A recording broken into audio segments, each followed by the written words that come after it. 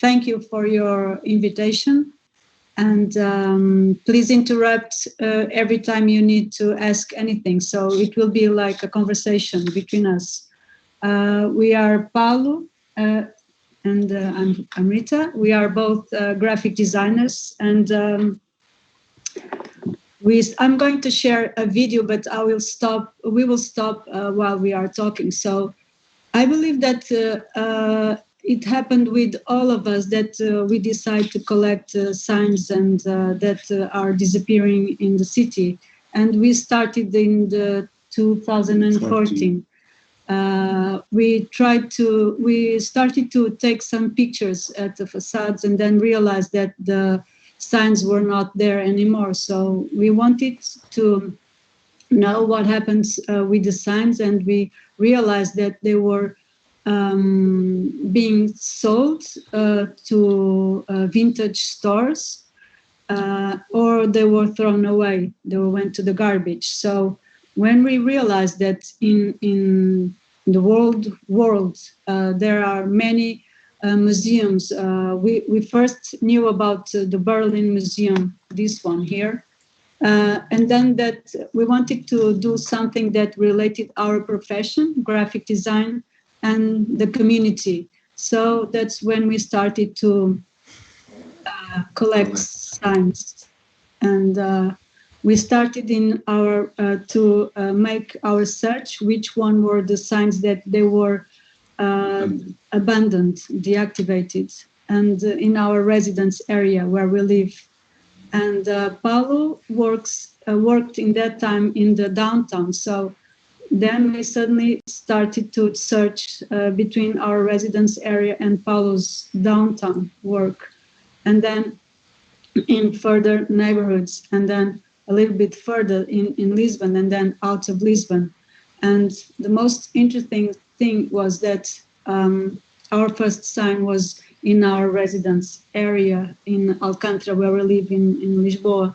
And this sign was from 1941. It was a shoe shop, and it was drawn by a famous architect that did lots of shops in Lisbon, and even the signs that he drew. And it's with metal. It's very beautiful. So since 1914, we collected one sign per week, and then 2 to 3 signs per month. And then since last year until this day, this is not actual. It's more or less about, well, it's 40 to 15 signs that we have collected. So this is the same. We started to search, and sometimes we found a person that helped us to collect the signs, and sometimes it's quite difficult to make the removing. And I saw some images similar to this one a while ago while one of you were talking, and we find some abandoned buildings sometimes, and it's quite difficult to make it come down. So one of our main things that we want to do is we want to rebuild. We have about 90% of our signs are neons. We also have lots of sign glass and metal letters and other kind of signs, like boxes. And we want to rebuild the glass, but we are not going to rebuild the metal. Even painting, we don't want to paint the metal. So we started in a very small, well, not very small, in a little empty shop that belonged to Paulo's family. And it was 2 levels, and we started to put the signs there. This was our working table for graphic design, our freelancers, but then we had to, well, the sign letters occupied our place, so we had to leave this place, and this was now a warehouse. So they were bigger and bigger, and then this was in the basement. And we started. One thing that I think is very a good advice is try to be organized while you are collecting. We didn't do this in the beginning. This is now just a second stage of our organization. We didn't organize our place in the beginning, and then people wanted to come here and visit our warehouse, and then so we had to organize it. Yeah, so we had to put the signs in the wall so people can see what we were doing with it, not only keeping them, but just trying to give them a second life. Well, sometimes, putting in the walls. So this was our first, a tipping point of our project. We spoke once with a fabric sign company that did this sign lettering of Ritz Hotel in 1959, yes. And the Ritz Hotel asked them to do the new sign, exactly the same like this. So they asked us if we want the sign. And it was very complex because they wanted to destroy it on the top of the building. And because we were going to keep it, they had to change the way they were going to remove the sign. So it took about 10 days to remove this sign from the top of the building. And they had, the video is not working, yes. They first removed the neons from each letter, and that was not very easy because of the high and, it took a while, but it was very imponent, the removing, and lots of people, the letters were very heavy, about 80 kilos, this R, for example. And they had this car that helped us to transport, and this was this one was the top of where you saw where was the table a while ago, some pictures ago. So we had to remove that table, and because it was growing and growing the amount of signs. And that's what we want. We want to give them a life again. So we always have some stories of each sign. The sign when we collect the sign, and the transport, and then when we give them life again. And this is our partner in the beginning of our project, Constantino, and he was very helpful. So an advice for you is just relate with people that can help you very easily. And he was very, very practical. He doesn't live in Lisbon anymore. So you were telling a while ago about stealing or not stealing the signs. We don't steal. We always ask permission to remove the signs to the. Well, we know that sometimes the owner leaves the shop and leaves the signs in the facade. But we decided this is a very serious project, and we want to make a museum with our signs. And we ask the permission to the administration of the building, or we go even further to the sons of the owners of the shop, or even to the state or to the government to ask permission. And sometimes it takes about 1 week to remove the sign, or it can take to have the authorization, or we can have the authorization in 1 week, days, or years sometimes. This is a very special sign for us because it was from a hairdresser that was near to our house, and we have met him in 2014, and then he was ill, and when he died in 2018, before he died, some weeks earlier, he asked her wife to call us because he wanted us to keep the sign in our collection, and that was very important for us, and this is very emotional for us. So we like all of you, we don't have the special techniques to remove the sign. It depends the weights and the size and well. And we always put the sign, almost all of them, in our Renault Megane, our car. And it's not a special transport. Sometimes it gets very, very full and complicated. This is a Art Deco sign from downtown of Lisbon. Also very, it's a beautiful sign with metal, and it's from 1940s decades. And well, it has a long story about lots of shops in Lisbon that they had to close, and then they knew about our project, and then they called us to keep the sign. Sometimes we just get the authorization of like 1 day or 1 week, like I said before.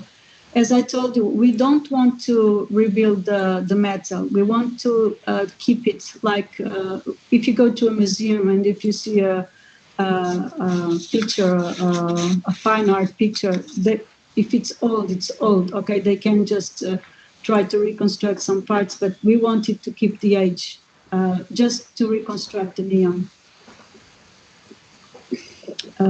like it is. This was in downtown as well, and I wanted to show you exactly that our goal is just to keep them alive again. This is the first warehouse, as you saw a while ago, and it was getting busy with lots of signs, and then we didn't have more space anymore. And the signs that we were collecting were even bigger, and this was from out of Lisbon, and they called us it was from a Doca Pesca sailing fish company, and they just asked us. This is a very old sign, a metal sign, Art Deco, and this is the project from the downtown of Lisbon as well. And this has about 100 years, and it's very nice, the lettering. Also, we have lots of glass. We don't have intention also to rebuild it because we like the age and to see the age. Next, tailors, also from this also has a nice story because he wanted to sell this sign, and I spoke with him because of the PhD and to know things about the project, about his sign, and then he liked the project, and then he called us and then said that he wanted to give us the sign. Didn't want to sell anymore. So this was some other signs, and lots of kinds, and almost like I said, like neons. It's our son and a friend of our son that sometimes they help us. Yeah, like this.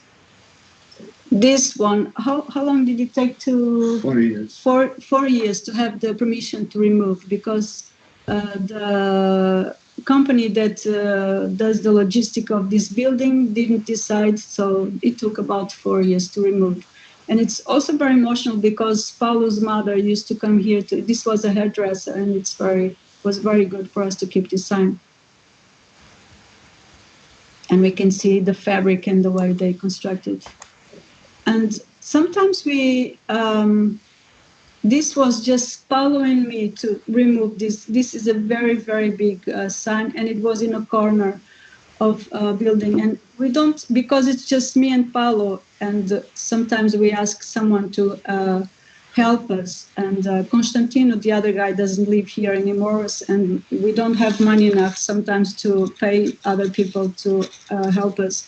So this was completely, we were like monkeys in the building, just trying to remove this letter. But also this one took how long? 2 years? Yes, 3 years to have authorization. To have the authorization to remove this sign from the building.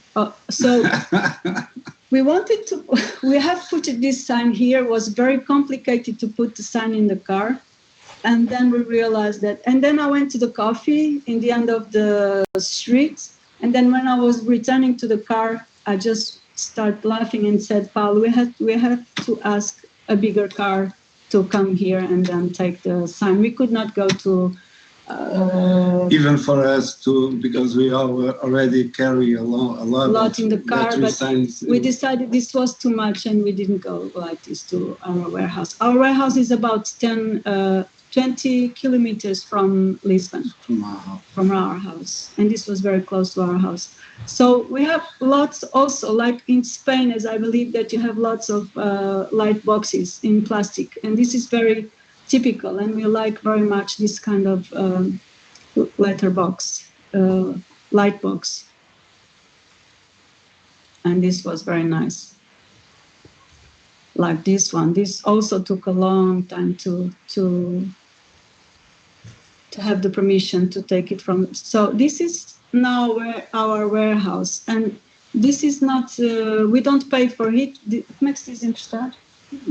They borrow us. Just let us to be there without paying anything. Rent. So we were supposed to stay here for 3 months, and we are about 3 years and a half, almost 4 years. Yeah. And it's you can see that we have much more. We have now more or less. Well, we have a lot, and all kind of lots of light boxes, and also more quantity of neons, and also like this glass sign is very perfect, and it's typical from the doctors and also lawyers in the facades. Well, we don't have the warehouse like this. This was a production for National Geographic magazine that they made an article about our collection. So we did this production, so it's not like this. So we have now more or less 250 signs, neons and sunglass light boxes, metal letters, and screening doors, as I said. And this is very important that we are doing the inventory. We wash the signs to take the pictures, and then we measure. And what do you do? And we see how many neons are broken and how many are still on check. Yes, and size, and then we have to write the color of the neons, because sometimes they are not on, and then it's like the characteristic of the collection. And the collections. Okay.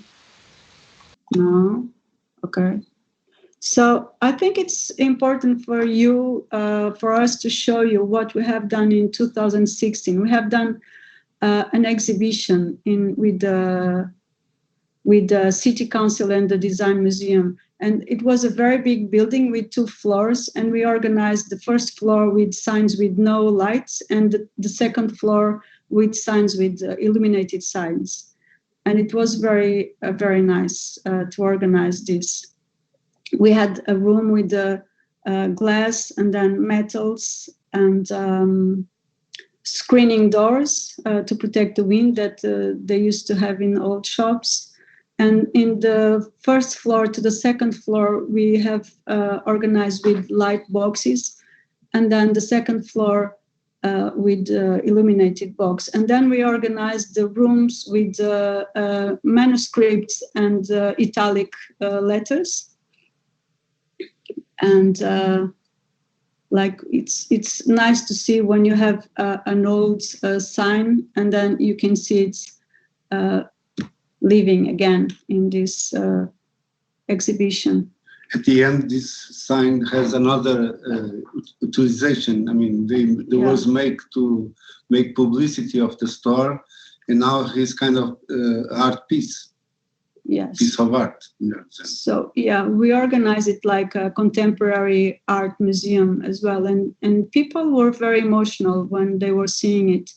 Also, we had the technical room, what is showing like the techniques of neon, and also manual and graphic manuals that we asked for the construction companies that they had there to make the signs, also like letter sets and mechanorma manuals as well that they used to use it to make the signs. So this was also a dark room with signs, and then at the end we had the bigger signs, and also with our search in the city council archives that they had the license process with the drawings, also we're matching with the photos from the 40s and 30s and 50s. And also the scale, it's very important for us to see the difference when the sign is on the top of the building and then when it's on the floor. They have 2.5 meters. Yes, it's quite big. So we did this catalog, and this is part of our investigation, that we want to search about the process license, and then we match with the photographs. And it's 272 pages with this investigation, also with the pictures of the rooms and all pictures of the City Council archives. And with this exhibition, we won the Time Out magazine. Also, we won a very important honorable mention from the São Carlos Gulbenkian, which is a very important foundation here in Lisbon.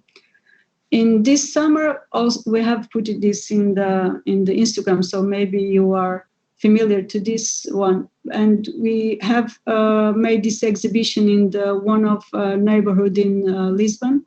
And that was very emotional because we mainly put the signs of that neighborhood in the exhibition, and even some streets near to that neighborhood. So people felt very, very emotional about the signs that they weren't there to see, because they had lots of memories of these